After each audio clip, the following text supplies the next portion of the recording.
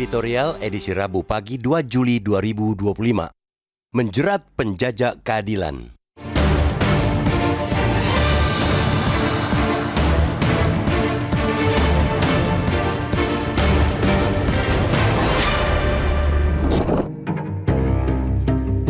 Ada angin segar dalam penegakan hukum terhadap koruptor. Komisi Pemberantasan Korupsi KPK kembali menangkap mantan Sekretaris Mahkamah Agung MA Nur Hadi Abdurrahman pada Minggu 29 Juni dini hari, beberapa jam setelah ia keluar dari penjara. Nur Hadi menjalani hukuman 6 tahun penjara dipotong masa tahanan sejak MA menolak permohonan kasasi jaksa pada Desember 2021. Ex-pejabat MA itu bersama menantunya terbukti menerima suap 35,726 miliar rupiah serta gratifikasi sebesar 13,787 miliar rupiah dalam pengurusan perkara di lingkungan MA. Kini, KPK hendak meminta pertanggungjawaban Nur Hadi dalam perkara dugaan tindak pidana pencucian uang (TPPU). Lembaga anti rasuah menyebutnya sebagai hasil pengembangan perkara korupsi yang terbukti dilakukan Nur Hadi. Di balik itu, ada tekad keras KPK agar tetap bisa menghukum Nur Hadi seberat-beratnya.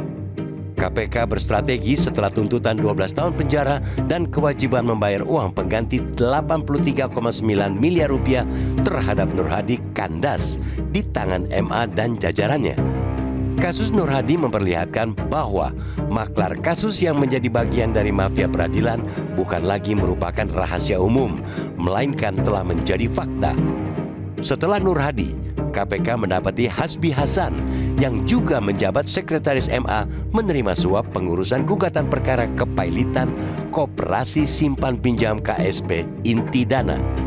Usai Hasbi, temuan selanjutnya adalah Zarof Rikar yang lagi-lagi mantan pejabat MA. Zarof terbukti melakukan pemufakatan jahat suap kasasi Gregorius Ronald Tanur, pelaku pembunuhan sadis. Zarof juga dinyatakan bersalah karena menerima gratifikasi lebih dari 1 triliun rupiah dalam berbagai pengurusan perkara. Patut diduga masih banyak penggarong rumah keadilan yang leluasa berkeliaran. Seluruh perkara yang mengalirkan gratifikasi kepada Zarof beserta hakim-hakim yang terlibat belum terungkap. Tidak mungkin gratifikasi diberikan bila putusan hakim tidak sesuai dengan yang diingini penyuap. Nur Hadi, Hasbi, dan Zarof sama-sama terlibat suap menyuap pengurusan perkara. Ketiganya juga mendapatkan hukuman yang lebih ringan, bahkan sampai hanya separuh tuntutan jaksa. Hasbi dituntut 13 tahun penjara dan 8 bulan, tapi hanya diganjar 6 tahun penjara. Adapun Zarof dijatuhi 16 tahun bui, lebih rendah ketimbang tuntutan jaksa selama 20 tahun penjara dengan alasan kemanusiaan. Hakim berdalih usia Zarof yang sudah 63 tahun terlampau tua untuk mendekam 20 tahun di penjara. Alasan itu mengalahkan pertimbangan betapa besarnya daya rusak ulah para maklar kasus seperti Zarof terhadap negeri ini. Maka kita mengapresiasi langkah KPK yang tetap ngotot mengganjar Nur Hadi dengan hukuman yang betul-betul setimpal dengan perbuatannya. Pengusutan kejahatan pencucian uang terhadap Nur Hadi ini bisa menjadi pemicu untuk menimbulkan efek jera pada pelaku korupsi.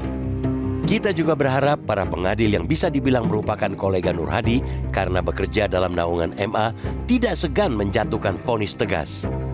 Dengan serentetan kasus korupsi yang telah menodai marwah MA, tidak ada pilihan, yakni tegakkan keadilan melawan koruptor, bukan malah mengasihani.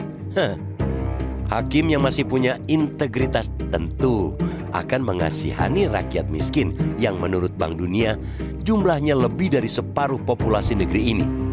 Ibalah pada negeri ini yang tidak kunjung maju akibat ulah para pencoleng. Koruptor pun tidak bisa disadarkan dengan hanya menyindir-nyindir gaya hidup mewah mereka. Harus ada langkah konkret mengusut apakah gaya hidup mewah itu betul disokong oleh perilaku korup. Upaya memberantas korupsi memerlukan kerja bareng dan tekad bersama untuk menindak tegas. Tidak boleh ada keringanan hukuman ataupun ampunan bagi pelaku kejahatan luar biasa itu.